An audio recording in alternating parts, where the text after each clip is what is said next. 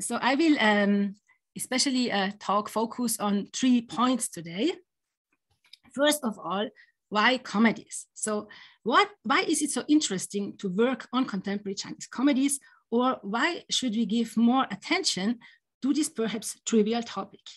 And since this is a Confucius Institute, and I guess that we should learn Chinese culture, what can we learn about China through comedies? And my second question is, how do these comedies work? So what kind of stories are told? What kind of comical elements can be found? What kind of humor and jokes can be found in these plays? And my last question that I would also like to discuss together with the audience is, how can we understand Chinese comedies? How can we translate them? How can we translate jokes and humor? How could we stage them if we imagine that we put them on that we stage them in a theater in Europe? So these are the 3 questions that I would like to talk about today. But before I get there, I wanted to share an experience with you because that was very important for me for studying this project. So I saw that I have studied a lot of Chinese and translated quite a lot of Chinese literary texts. And in addition, when teaching here at this Institute of Phonology in Munich, we teach reading classes, we teach translation classes. So I saw that I'm actually pretty well prepared for understanding contemporary Chinese texts. In 2017, my colleague Sui Jian told me that there is this amazing new play by Nick Yu, The House Guest. He had seen it in Shanghai. And since I had worked on other 2 translations of plays by Nick Yu before, I asked the publisher if they could be interested in a translation of this play. Everyone was very happy, and I started the work, and I even sent the first draft of my translation to a Chinese friend of mine. So she is a very critical spirit. She's extremely good in German and in Chinese, and I have translated many texts with her. She told me that my translation was okay. She did not find any real mistakes in my translation.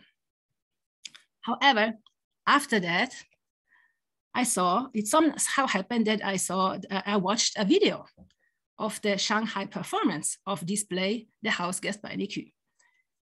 And I was shocked because on the video, there was not just the performance, but I could also hear the audience in the theater in Shanghai.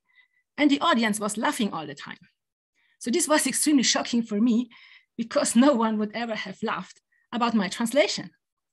So I started asking people around me why the audience was laughing.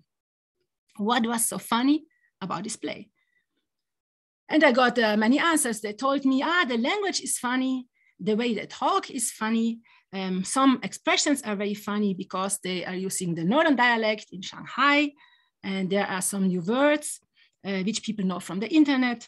There are some very familiar new situations, like one character gets a harassing phone call because a guy wants to know the number of her bank account. So I got a lot of information, and step by step, I could understand what was funny in this play and why the playwright called it a comedy. But I had my doubts, of course, how I could put all of this in my translation. So this experience was also one of the reasons to start working on this book on comedies, because I felt that there was so much more in and around this text. So the translation that I had previously done was just the text. But as you all know, the humor, the funny things, the jokes, they are not in the text, but they are between the lines. So, and they are between this text that I translated and other texts or other situations that are not written in the play, but the audience knows them. And this, I think, is exactly why the text is funny for the audience. But on the other hand, I have an audience who does not know about this cultural context, and audience without some specific cultural knowledge. How can I translate these texts? How can I translate the comical things and the humor? So these were some very important questions for me. And I will show today with some examples how we tried to do this. So I come to my first question now. Why comedies? Why is it so interesting to work on comedies? And why are they actually, I think, a pretty serious topic? So a first and very simple observation was there is a lot of comedies in contemporary China. So this play here, The House Guest by Nick Yu, is not an exception. On the contrary, there is a lot of plays in contemporary Chinese theater which could be called comedies. I think that this situation is very different from the theater that we know from the 20th century. And we do not find many comedies in anthologies of translation. So as far as I know, there is no Western book on contemporary Chinese comedies. However, there are really lots of comedies in China in recent years. In addition, what is also, I think, very interesting, that some of the most discussed and most famous plays of recent decades are comedies.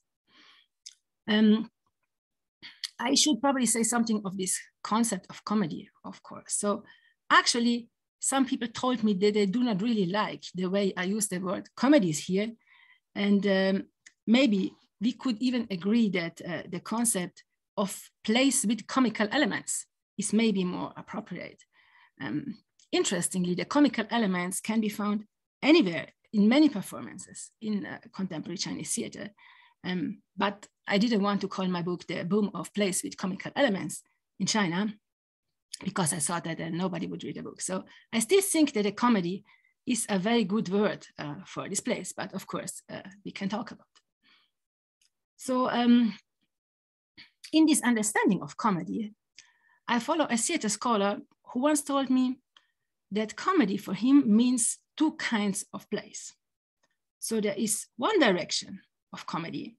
This is a comedy which is interconnected with entertainment, with business, with a light and funny and entertaining form of theater. Because of this, it is often not considered very valuable by critics, right?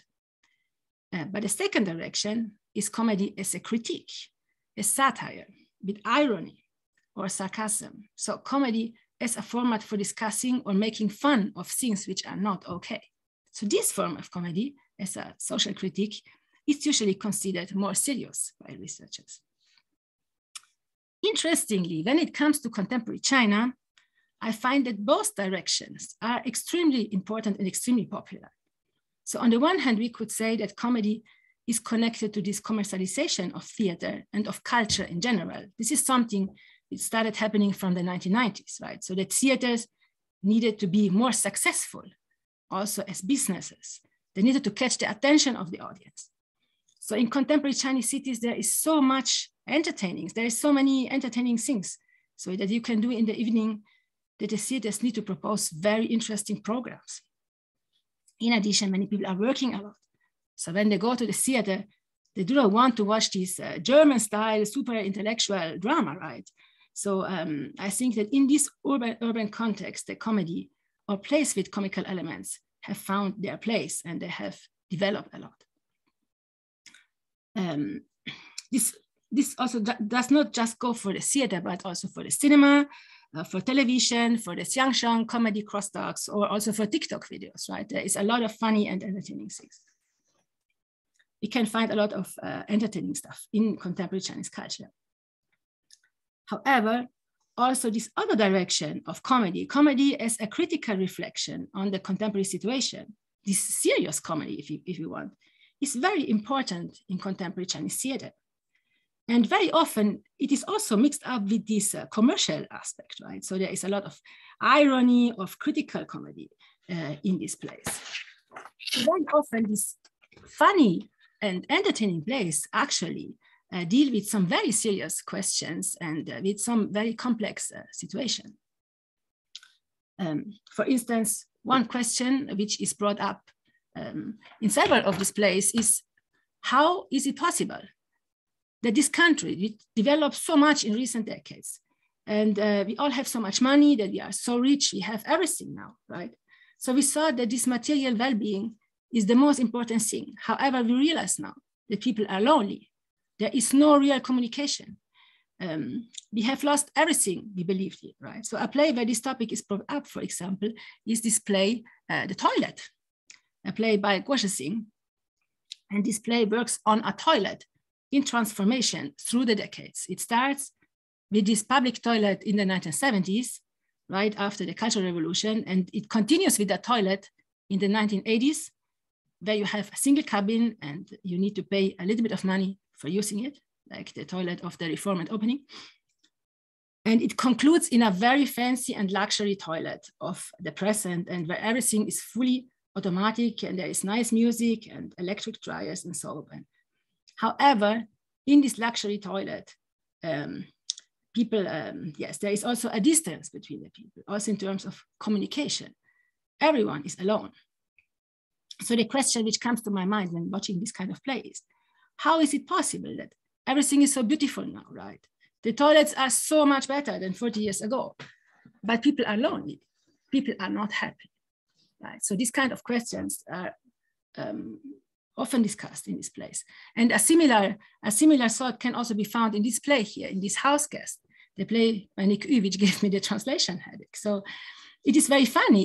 It is about three possible lives, about three possible biographies of the same characters. And all these possibilities are performed on stage. So for instance, in one possibility, this female character here has a miserable life. In other possibility, she is a very successful intellectual in present-day China. She has studied hard, and her husband has even sacrificed their relationship in order to make her more successful. She has written a lot of books. She has been on many newspapers. She has a lot of power now in the university. She worked hard and everything worked out. But in the present, she is not happy. She has lost her ideals. She has been trained as a sociologist, but she is not interested in the society anymore. In the past, she believed in something. She had ideas. She worked for that. Everything worked out for her. But at some point, she realizes that she is not part of this contemporary life anymore and of this world. She wanted to do something in this world, but the world has taken a different way. So actually, Nick Yu, the playwright, himself, he said in an interview that the play was shown as the opening play of a comedy festival. But some audience told him afterwards that actually they think that it's a tragedy after all, right? So to conclude this first part on the question why comedies, I hope to have shown also with these examples that another reason why it is interesting to deal with these plays is that they are so connected to our present times and lives and to our experiences. So these are comedies. They do not aim at providing a realistic image of life, but I think it is that with these funny and entertaining stories, they are able to talk about many very complex things and feelings in a light way. And this, I think, is why they are fascinating also for us and not just in China.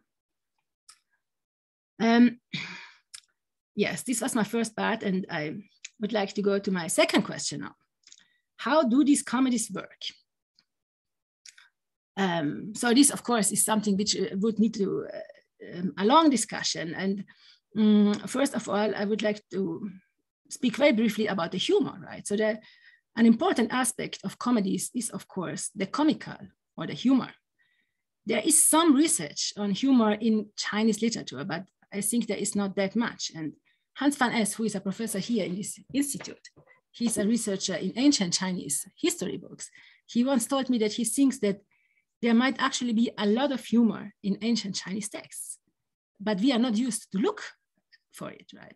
So for instance, also in these ancient Chinese history books, like in the Shiji, there could be a lot of humorous things, right? But maybe we are not used to look for this kind of stuff. We are not used to look for the funny aspects or entertaining aspects in the Chinese literature.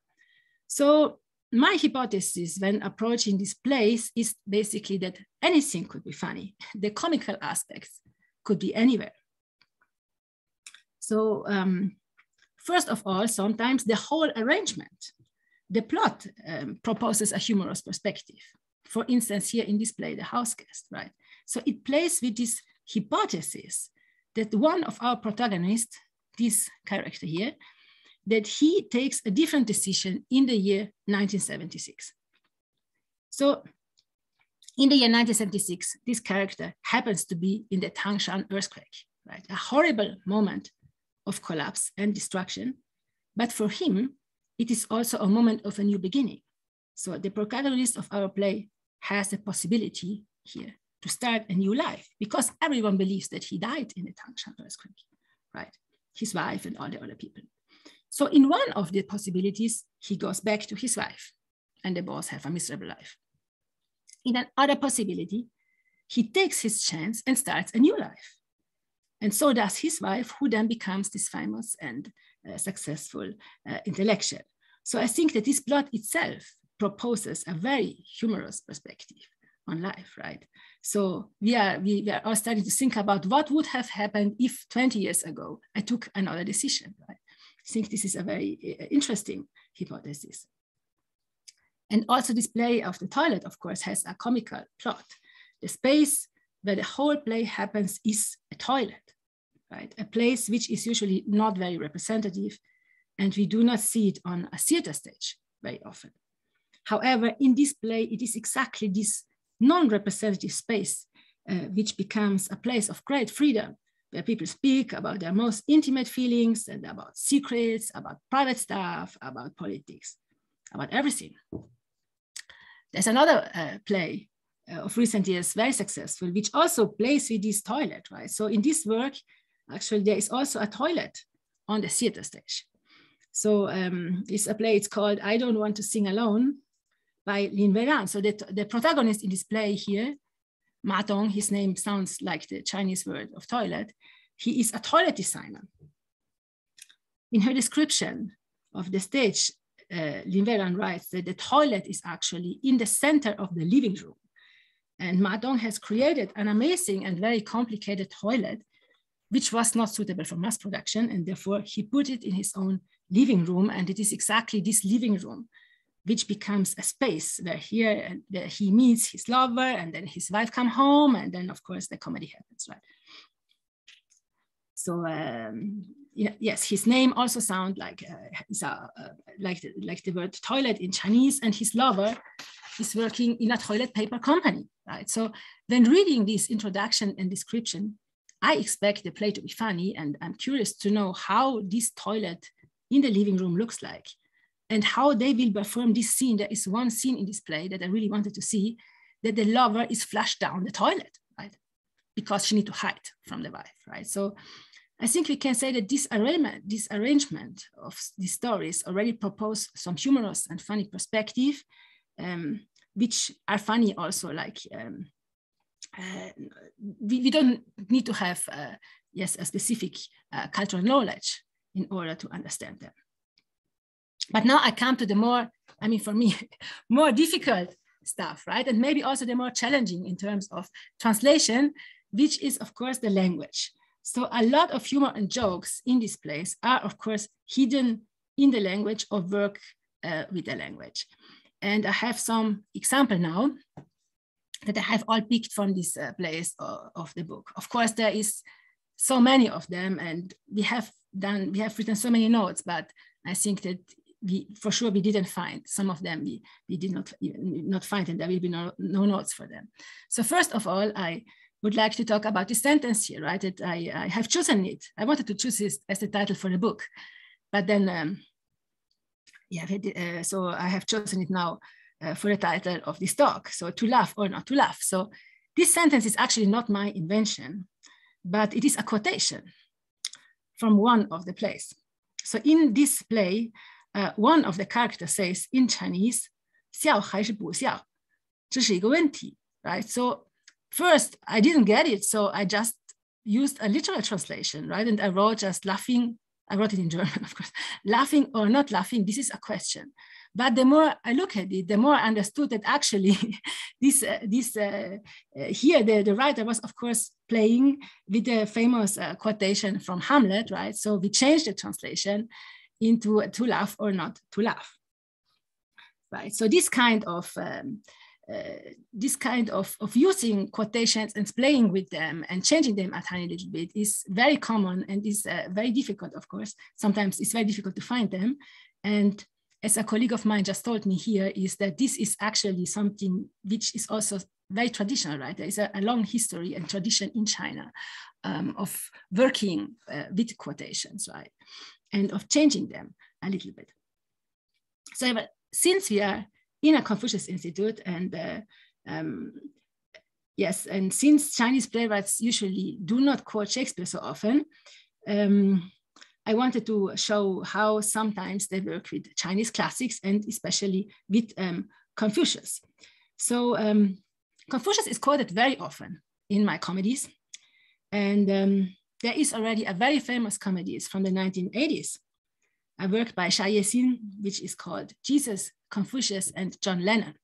So in this work, the character of Confucius is actually speaking in the language of Confucius all the time, right? But of course, changed a little bit. He's basically speaking in quotations from Confucius Analects, which have been slightly changed by the playwright. So this makes it very fun, but it makes it, of course, very difficult for the translator. And also many contemporary comedies work with quotations from Confucius. So for instance, also Nick Yu in Our House Guest, right? So the house guest, the play with the three possible lives, puts a Confucius quotation at the beginning of the play. So there is an official, there is of course a lot of people who have translated Confucius. So my Confucius translation is from this book here, from the translation of Slingerland, right? A scholar official must be strong and resolute, for his burden is heavy and his way is long.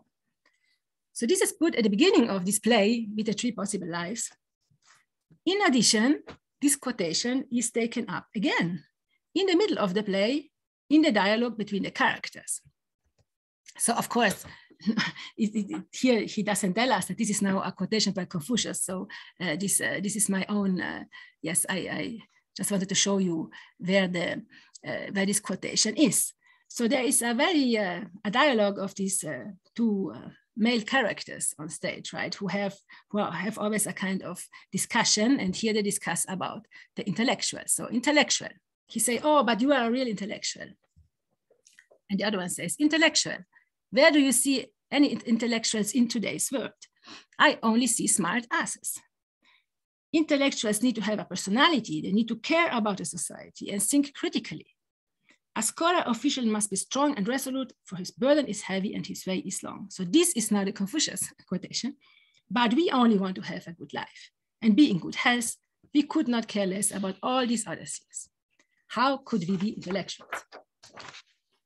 So here the quotation actually has not been changed at all. The words are exactly the same as in the Analects. However, I think in the context of this play, the sentence gains a new meaning because the characters use it in order to reflect on their contemporary situation and in order to express their opinion on the present. So it's very interesting because here, like in this book by Slingerland, right, you can see that, of course, all of these quotations by Confucius are very serious stuff, right? And there is a lot of meaning in all of the words. And in the comedy, I think they use them in a different way.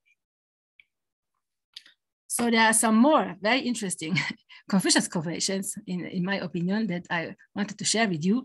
And some of them are from this play here, which in our translation is called Respect for Chiang Kaishek. We can discuss about the translation. The Chinese is Jiang Gong de Mianzi. Face for Chiang Kaishek is another translation that I found, right? And this play was actually one of the big surprises, a very big success a few years ago. And it was written by a very young playwright, by Wen Fangyi, who at that time was still a student at the University of Nanjing. And the play was firstly staged in 2012 at the University of Nanjing, but it was very successful, and then it was staged all over China and also abroad. So the problem in this play is that these three professors here at the university, they receive an invitation for dinner, a New Year's dinner, with Chiang Kai-shek. So the time is 1942, and China is in a war with Japan, and Chiang Kai-shek is the president of the Republic of China, and he is in war with the communists. He's also known as a dictator, and he is about to become the director of the university where these three professors work. So these professors, or at least two of them, would not really like to go for dinner with Chiang Kai-shek, because they would like to stay far away from politics. However, how can you decline an invitation from Chiang Kai-shek? In addition, everyone is very poor, it is war times, so there could be some benefits, right? So the whole play basically is the discussion of these three professors who probably at the end, in my opinion, all went for dinner with Chiang Kai-shek, even though this is not explicitly said in the play. So coming back to Confucius, I think it is very interesting that when talking to each other, the three professors sometimes seem to talk in strange or mysterious expressions if translated literally. However, if we look up the whole sentence, we can discover that actually they sometimes communicate with each other by using sentences from Confucius, from the Analects. So here, for instance, this is a passage when they talk about how poor they are, right? Because of the situation, because of the war. And Mr. Bian says, "Oh, Mr. Xia, you are as modest as a gentleman from ancient times. I indeed feel like a gentleman from ancient times. Living in a narrow alley, subsisting on a basket of grain and gourd full of water, yet it never spoiled his joy." So here again, we can find exactly the same passage in Confucius' Analects, of course, in the translation, my translation. This is not my translation. Confucius is always Slingerland here.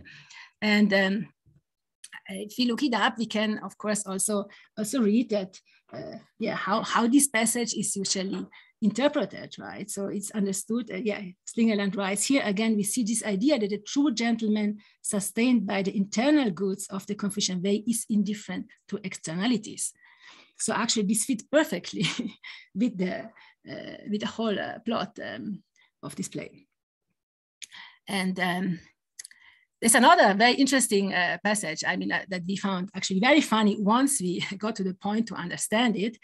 And this is a talk between, once again, between these two characters, Bian Congzhou and Shi Rendao.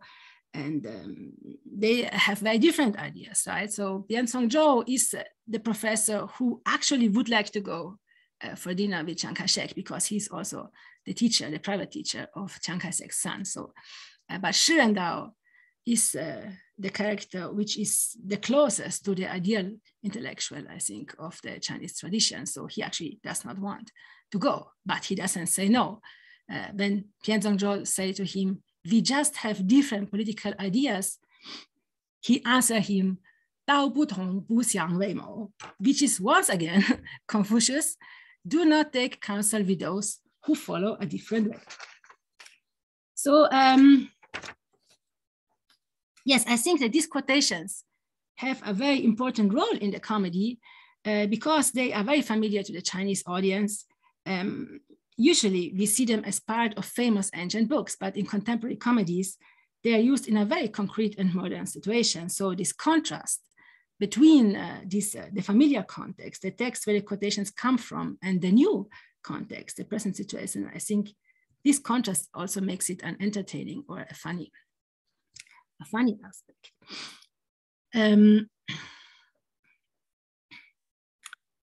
I would like to briefly mention another comical aspect, which is often created with the language.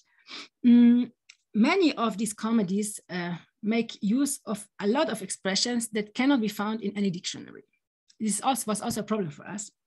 So at the beginning, we were a bit helpless because we could find them only on Wikipedia or on Baidu, right? Or if you ask a Chinese friend. And usually we tell our students that they should not use Wikipedia or Baidu. But so I'm speaking about extremely contemporary expressions such as internet slang words, and they are very important for contemporary communication. However, they usually are not part of the shengzi in language textbooks, right?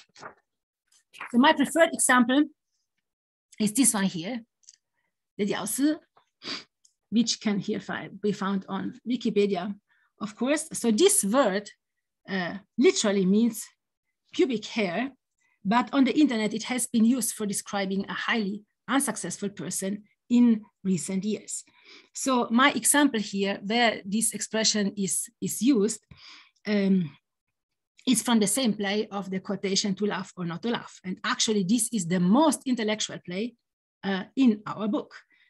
Because the story, here you can see the story takes place in 200 BC and it features three well-known historical personalities from the Chinese history. So there's Ying Zheng, who later became the first emperor of China, and Han Fei, one of his ministers, who is well known as an eminent philosopher, and Li Si, who is also a very famous statesman in the history books, right? However, here in this play, this rigid character from the history books are approached in a completely different way. So another character, when introducing them, does it in the following way. So she says, I know who the king is, every country needs to have one. But who ever heard about this Han, she means Han Fei, or this Li, she means Li Si. So my master taught me the basics before coming here. This Han is the son of a king of Han. In the state of Han, no one was interested in him, but here he rose to success. And this great Li was a loser from Chu, but he used every opportunity to make it until today. And here in this occasion, this internet slang word is used. So I think what is interesting here is that we have this collision of representations and ideas and characters from history books. And on the other side, we have these slang words from the 21st century China. So this is, of course, a very big contrast. And I think this is also what makes this play so entertaining. So I hope you have shown that these comical aspects can be found anywhere, right? Sometimes the comical elements are also funny without any Chinese background because, for instance, in the case of the toilets, but some other comical aspect, of course, work with cultural aspects or with the language. And in order to understand them, we need to do some research on words, on expressions, or sometimes even on the whole text. So actually this slide here, that this image, this picture that I used also at the beginning of the presentation is from a play, Luochaland, and this whole play is inspired by a story from the Qing dynasty, right? So it plays with this whole story from a book written by Pu Songling. And it quotes some parts of the story, but it also changed the story, of course, and in order to make it a story of today. So I come briefly now to my last part. So I have tried to explain how these plays work and what kind of stories they tell and which kind of jokes and comical aspects can be found. So my last question is now, how can we understand these stories, or how can we translate these jokes? Or how could we work when we put these plays on stage in a European theater? So regarding the translation, I think that for our book, we have actually chosen the most traditional way of doing phonological translations. So after many discussions, we have added a lot of notes with additional information where we explain the jokes, we explain the wordplays, we explain dialects, or we even explain some context, which is probably known to the Chinese, to the audience in China. So also in the introductions to the plays, sometimes some context is presented. So for instance, in the introduction to this toilet play, Christoph Lepschi, the author of this introduction, explains how this play on the toilets is actually also a parody on a very serious play, The Tea House by Lao She, play from the 1950s, right? So in the 1950s, the play of the 1950s is about a tea house in 3 different historical times. Guo Shixing has used the same structure, but he focused on the toilet in 3 different historical times. So this kind of information and explanation in our book can be found in the notes and in the introduction. However, the question is, of course, so what happens if this play is staged, right? Should we put introductions or footnotes on the stage, or should we change the jokes? So a translator actually once told me she thinks that the most important thing is to translate the joke as a joke. So her suggestion is that if there is a joke in the Chinese text, the most important thing is to make a joke in the translated text, right? And the question of how to translate these plays is also discussed in some texts in this book. So one author, for instance, proposes to read this play on the Luochaland, the Luochaguo, as a reflection on migration and on integration in the European context. Another author imagines that maybe the toilet play could be staged without the concrete Chinese background, right? So for me, the play by Nick Yu, the house guest mentioned at the beginning, about 3 people in their 60s and 3 possible life stories.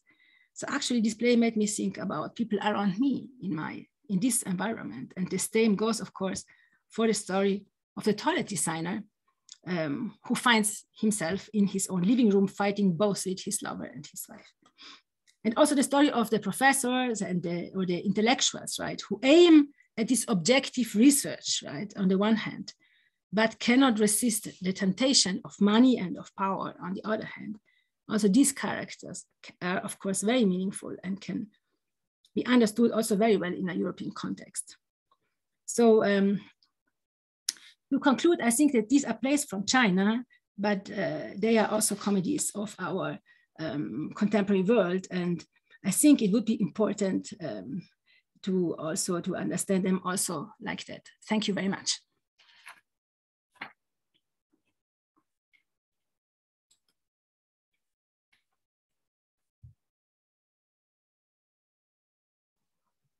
Thank you, Anna, for such an insightful talk this evening. Really interesting to see some of these examples that you've introduced us to.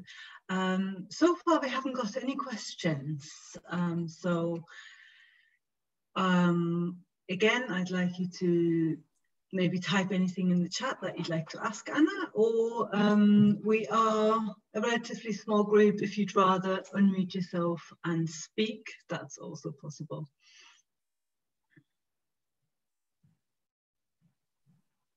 Okay, maybe I will start by asking a question. Do you think this Chinese comedy theater, is it really only appreciated by a small number of people in China, or it's a popular kind of a mass entertainment?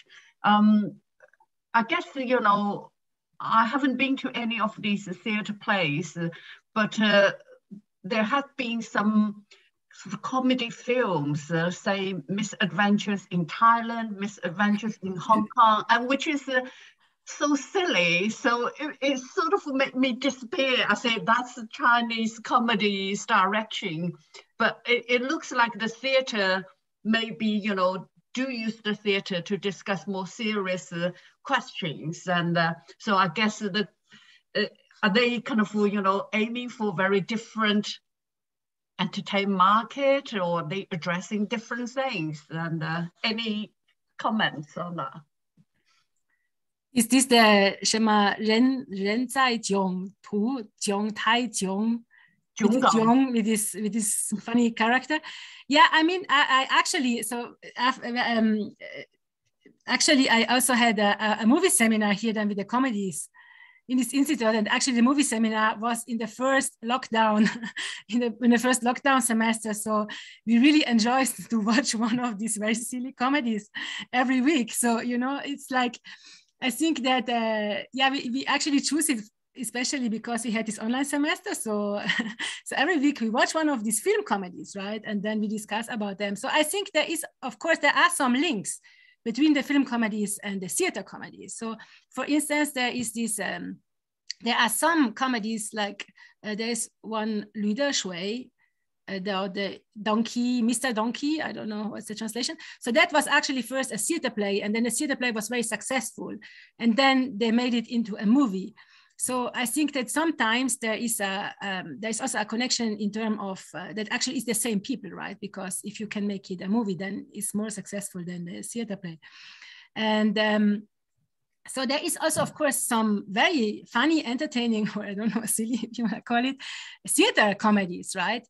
So that, and I think that on the one hand, they are, yes, maybe a little bit more superficial, but I think that I don't know, we watched also some of them, and I think that they also, of course, they are just for entertainment, right? They are not so serious, right? So I mean, for this book, we have chosen actually Xu Jian, so my colleague, he used this expression of serious comedy. So he has chosen some comedies that he thinks that are more serious, right? So it's worth also writing about them. But I don't know, I think that actually as a phenomenon, this might all be a little bit connected because also yeah, so for instance, also this comedy, I Don't Want to Sing Alone. I mean, that is actually a big mess on stage because there is this toilet designer who has the lover and then the wife come. And then there also we see three possible possibilities, what could happen, how this story could develop. And at the end, there is a big mess on stage because they're all fighting.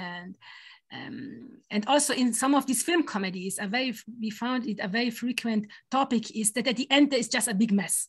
So it's something which very often happens. So it's a complete disorder. So and also because you spoke about the audience, so I think that some of these plays here, like for instance, this the comedy of Chiang. So this was staged in a kind of a small theater, which does very creative stuff and also very artistic exhibitions, for instance, and also very artistic, how to say, intellectually, challenging theater plays. So maybe that play is not so well known, but still, I think a lot of people, like in this circle of art or creative people, they know these plays, right? Because, yeah, so because this, because I don't know how this, and for instance, this play about Chiang Kaishek, Chiang or the face, it became very famous, right? So it was a student at the beginning. I think it could be called like a student production because also all the actors were from the university and the director was a professor and the playwright, of course, is also a student from university. And I think so this play became successful because people just like it, right? Because I don't think that they had a lot of promotion, right? Because it was not such a big production, right? So I think that, and this is also why I find it interesting that some of these plays are really famous because people like them, right? There is maybe not so many people advertising them, or they might not have, like, I don't know how they are funded, so that it might also be different, right? So, but also in the university, of course, there is not much funding for making a theater play, right? Compared to the big theaters. So that I found very interesting. But for instance, this play with the toilet designer, I mean, I call it now like this, I Don't Want to Sing Alone, was very successful, was shown, I don't know, more than 100 times. And it was really a very successful play.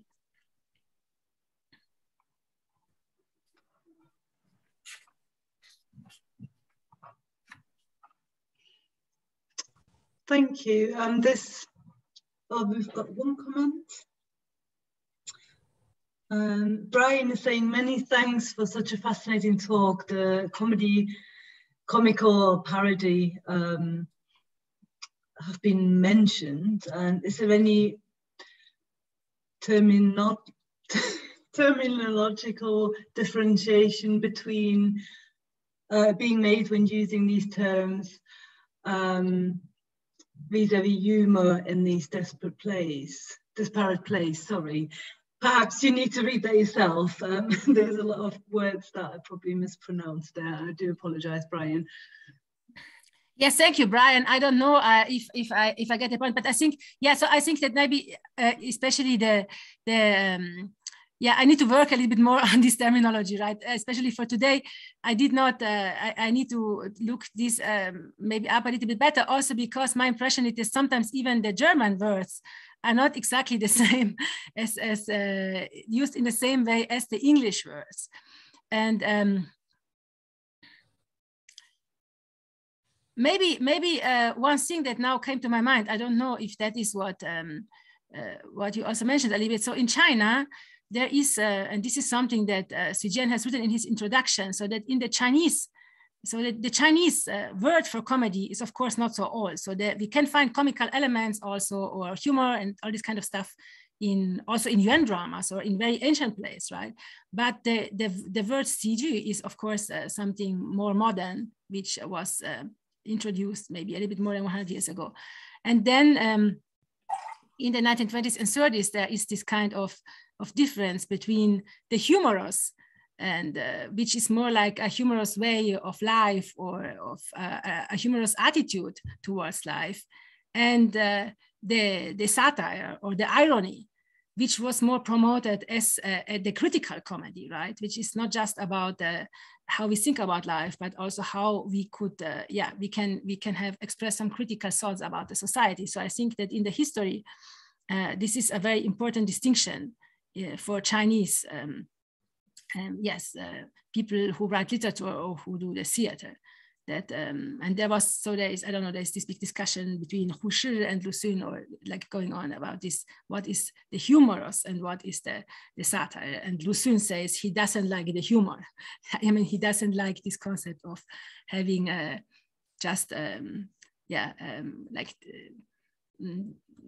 he says it's more like as an attitude of not changing things, and to use it just for having a nice feeling in the life or something like that.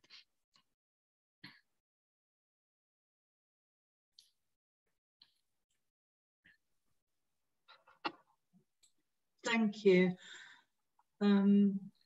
Yeah, quite a few comments about the talk, and thanking you for such an interesting talk this evening. Yeah, if there are no other questions, we have a Bruce. Bruce is raising his hand. Yes. Right. Yes, can you hear me? Yes, yeah, we can hear you. Thank you. Yeah, thanks for the presentation. I have some question about Ma Hua Fun Age, the drama production house, which is excellent in producing a comedy drama show, and it becomes a film production company now, which is so entertaining.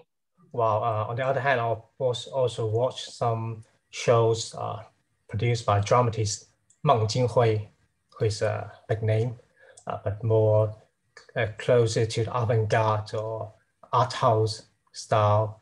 So I'm quite interested, I think, because these two, they're like two extremes in theater shows in the area of theaters. While one side is very entertaining commodities, and the other side is quite artistic. So do you think these two, Meng Jinghui and Ma Hua Fun Age productions, have something different or distinctive from the cases you use in the presentation today? Oh, wow, thank you very much. I need to see. Well, I don't know. I mean, there is, of course, some, how to say, actually, we translated this Lü Shui. Lü Shui was also by Ma Hua Fun Age, or if I remember well or not. Ryan? Ma Hua Fun Age is the production house of Lü Shui. It's Lü Shui, right? We actually also translated Lü Shui before. So Lü Shui was also one of the reasons why.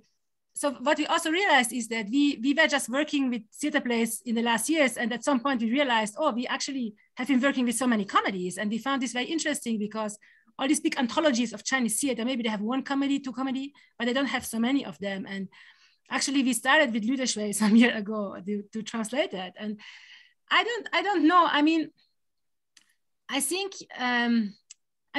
that also these comedies now in this book, they are all a little bit different, right? So for instance, this play on Luo Chaguo by Huang Weiruo. Huang Weiruo he's also a professor in the Theater Academy. So his comedies they are very black. It's a very black humor style and very grotesque sometimes. And it's also, of course, a kind of very intellectual things, because he also quotes ancient poems or all these kind of things, and works with ancient texts, like in this case, which is studied by Pu Sunling. So it's also very different, for instance, from Guo Shixing, because Guo Shixing, he usually works with the culture from Beijing, right? So it's very funny because the characters on stage speak sometimes really like the language of the people like in Beijing. So I think that Meng Jinghui, maybe I think that, I don't know, there might be also development in his right? So he also has different kinds of comedies. I think Meng Jinghui, I don't know, I think about, for instance, this work about Dario Fo. So he has one work about Dario Fo, the accidental death of the anarchist. I don't remember exactly the English translation. So that is actually very grotesque, right? that is very grotesque, because in the beginning he goes on stage and he say, okay, now I explain you the story. So here, this is Jing Cha, She Huai Dan, and this is this. So this is also comical, right? He makes the story extremely easy and extremely simple. So actually I understood Dario Fo better when I watched Wang Jinghui than when I watched the Western text, right, of Dario Fo, because he does it. I think that they use this grotesque or comical or comedic approach also to tell the stories in a very interesting way and to make them very interesting. It's like in that case for the Chinese audience, right? Because Dario Fo sounds like a very big name, but like that he can convince the audience, right, to watch this play. So. And but actually a lot of this kind of I don't know how you say, these avant-garde theaters, a lot of them actually I think have this kind of comical elements also in their performance, or also these very grotesque elements. I actually recently met here with the Paper Tiger. They had a performance in Munich. And I also talked with them about this comical approach, because they very often, so the stories are of course not this kind of comedies, but they have also this grotesque elements sometimes, which is also of course a part of comedy. So I think that actually also a lot of avant-garde theater performers make use of some aspect of comedy. So I found that also very interesting, that there are these different, yes, maybe as was suggested, so that there is the comedy, there's the parody, there is the grotesque, there's the satire, and we can find all of them in contemporary Chinese theater. And what I also found very interesting, that even in the most mainstream, the most Julio, or I don't know, plays, you usually have some funny moments, right? That you don't have this, like before, I don't know, Lei, or you have this, they are, I don't know, but I didn't find so many funny moments there. But also now, if you have these, you could call them, yes, mainstream theater or even propaganda theater, usually you have some funny moments there, some entertaining stuff. So I found that is actually a connection maybe. And that there is this interest for all these comical scenes, because of course all of this is, I see it a little bit like historically speaking, it is very different from the realist, from this realist tradition, right? That there was this realist tradition, which I think, I don't know, I do not think that it had so many comical aspects, but yeah, this is just a thought. I would need to watch more of them. Thank you. Thank you. Right, I'm a little bit conscious of time. I think we're approaching 7 o'clock. So I'd like to take this opportunity to thank Anna again for taking the time to deliver the talk this evening. If there is any comments or anything, like I said, I will follow this up with an email, and there'll also be a link for a survey. So you can share any comments or suggestions with us in response to that. Yes, thank you very much, and I wish everybody a nice evening. Bye now.